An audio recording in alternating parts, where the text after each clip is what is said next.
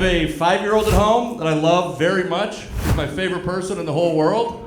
And I have a 1-year-old at home that I just started to like a little bit recently. At a point where I was like, this might be a shitty person. She's got a bad personality at some point. The 5-year-old's really cool though. The 1-year-old, she came out, remember that face that Donald Trump made in his mugshot? She's been making that face since 2 months before he got arrested. She's been walking around our house scowling and putting tariffs on our income. I don't know. My 5-year-old, you get to watch her become a person, which is nice. Took her to a restaurant alone, which no one's happy about. I wasn't happy, she wasn't happy. We get to the restaurant, the staff is furious. Okay, we don't trust this. You're gonna fuck this up somehow, sir. And the people in the restaurant, they have the worst time of it all. Like when she's outside the restaurant, the people in there, they love her. There's old ladies waving to her. They're pawing at the window to get her attention. When she walks in the restaurant, those same old ladies start having Vietnam flashbacks of when they had children that age. They have like that flashbang noise, everything's in slow motion, Creedence Clearwater Revival starts playing. And I sit her down, I try to smooth it over, try to take her jacket off, she screams full volume into my face. I try to take her hat off, she screams full volume into my face. You don't get to take off very many articles of clothing before they think you abducted that child, okay? So we're talking, we're waiting for our food, and she's talking to me, and nothing she's saying is catching my interest. So I started to watch this basketball game on the TV behind her, and she notices I'm not paying attention, and she turns around to the TV, and it's a team with blue jerseys versus a team with black jerseys. And she goes, Dada, which team do we like? And I go, we like the guys with the blue jerseys. And she goes, yeah, we don't like the black guys. And I go, whoa, whoa, whoa, don't say that out loud ever again, please. We like the black guys, we like the black guys. I mean, maybe don't tell your grandpa. He got really mad at your aunt for saying she liked the black guys, but we like the black guys as a rule in this house. I had to teach her about death recently, which you can really mess a kid up if you do it wrong. I know that because the first person I knew that died was my great-grandma. She was 90 years old. She had Alzheimer's. When she died, my parents sat me down and they go, Casey, Grandma Fisher, she was very old. She was very sick. Last night she passed away. But now she's in heaven and she's pain-free and she has a perfect mind and a perfect body. And that night I went to sleep and I could not stop dreaming about my grandma's 90-year-old face on top of a supermodel's perfect body. And that'll fuck you up for a couple decades. So I didn't want to do that to my daughter. So my Uncle Bob died and we were like, maybe this is the soft landing she needs.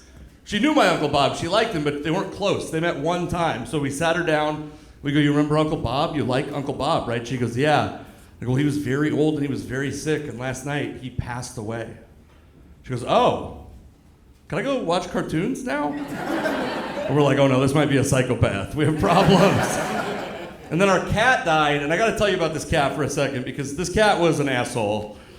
The whole time I knew him, he was an asshole. When my wife my wife already had him when we started dating. And I'm allergic to cats, which I only found out because I started living with a cat, and I went to an allergist, and he was like, dude, do you have a cat? And I go, yeah. And he goes, do you have to keep it? And I was like, well, it kind of came with the girlfriend. And he goes, do you have to keep her? His medical advice was to break up with my girlfriend. So for 14 years, I took 2 pills and 1 nasal spray so I could coexist with this cat. And the way he thanked me for my sacrifice was by scratching me till I bled once a week, and then running under our bed and taking a shit under our bed every time he got the chance. And every time he would do that, my wife would be like, she'd be like, this is a bad sign. This is what cats do when they're about to die. And I'd go, thank God. And then I'd take him to the vet, and he'd be like, no, he's perfectly healthy. And I'm like, are you serious? And he goes, yeah, he's gonna live a long, healthy life. And I go, is there nothing you can do? And then he died, and before he died, I believed that thing that people say where they're like, your pets are part of your family just like any human. I used to believe that, I don't believe it anymore. Because when you guys are against me already, I can feel it. Thank you, you hate animals also? Hell yeah, dude. Because when you get a pet, you imagine their final days, you just like, your whole family gathers around and hugs them together, you kiss them on the face and then send them over the Rainbow Bridge or whatever the Instagram influencers say these days. That's not what happened with our cat. He was in perfect health 2 weeks earlier. We wake up that morning, he's sprawled out dead in our living room. It didn't look peaceful. It looked like he was in pain. I was going, why are you laughing at that? What the fuck? Jesus. I go to let my dog out, but I'm trying to let my dog out in the yard, and she notices the dead cat right away. She starts flinging his lifeless body all over the living room. She's getting revenge for all the violence he's perpetrated against her for years. And my daughter's walking down the stairs, and I go, no, stay up there, stay up there. And I take the cat and I shove him in a box and I put him in the garage so we can deal with it later, which is not how I would deal with a human being dying in my family. But he died on an inconvenient day. It was the day my wife had planned my sister's entire baby shower, and so I shoved him in a box, put him in the garage, wore sunglasses, cried behind him the whole day. Nobody noticed. We get our daughter home. I sit her down and I go, hey, we want you to know Tuffy, he was very old and he was very sick. Last night he passed away. My daughter starts crying hard, and we're like, oh, thank God, empathy. Holy shit. We dodged a bullet on this one. Maybe a literal bullet in her case. And then she stops crying abruptly and she goes, wait, are we gonna have him stuffed? And I go, why would you think we're gonna have him stuffed? No, we're not gonna have him stuffed. And she goes, well, I have a lot of stuffed animals in my bedroom. She has 137 stuffed animals in her bedroom. This kid thought that we were having an animal holocaust for every year, just executing ritually animals so we could decorate her bedroom. Why does she think she has all those baby dolls? Because my wife is pro-choice? That deserves a lot more than you gave it, to be honest with you. Thank you.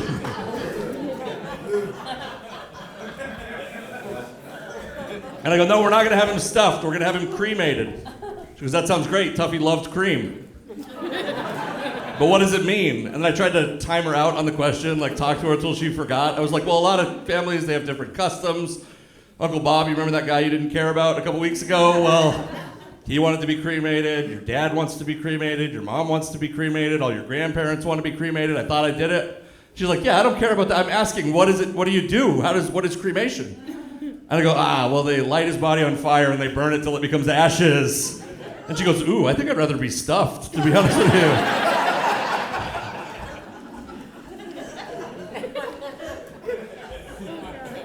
You gotta set boundaries with these kids too, and not all, the parenting books don't have every boundary. Like I remember when I was a kid, I had an aunt that kissed me on the mouth for too long. Hey, it wasn't criminal, it was just uncomfortable, okay? And at one point, my mom said to me, she goes, Casey, if an adult ever makes you uncomfortable, please tell me and I will talk to that adult. Because I thought if I talked to my aunt myself and I was like, I don't want to kiss on the mouth anymore, she was gonna be like, yeah, we're kissing, goddammit. And so I talked to my mom and she talked to my aunt and it was just fine. I didn't kiss my aunt on the mouth anymore and we still had a happy life. It was like a big trust building moment for my wife and I. And then when my wife was pregnant with our first daughter, that Tom Brady docuseries came out where he kissed his kid on the mouth for too long. Some of you don't remember this, but they called it making out with his son, which I disagree with. I don't think he made out with his son. But what I will say is if they were playing touch football, that kid could have rushed the passer, okay? I was watching it going like, one alligator, two alligator, Tom, get off of this kid, Jesus Christ. Some of you are very upset right now. So I saw the video and I remembered it. I was like, that's not gonna be me. You won't catch me kissing my kid on the mouth. I'm not a kiss on the mouth dad. Not me. What I didn't know, you could be not a kiss on the mouth dad and still have a kiss on the mouth kid. Yes. Oh, yeah. And my kid came out and she has to be kissed on the mouth. I don't want to do it, but she needs it. She wants it. And my wife, I'm like, I don't want to do that. She goes, don't make it weird. I'm like, she's the one making it weird, okay? First off, I don't know how to kiss a kid, and I also know you can't Google how to kiss a kid, okay?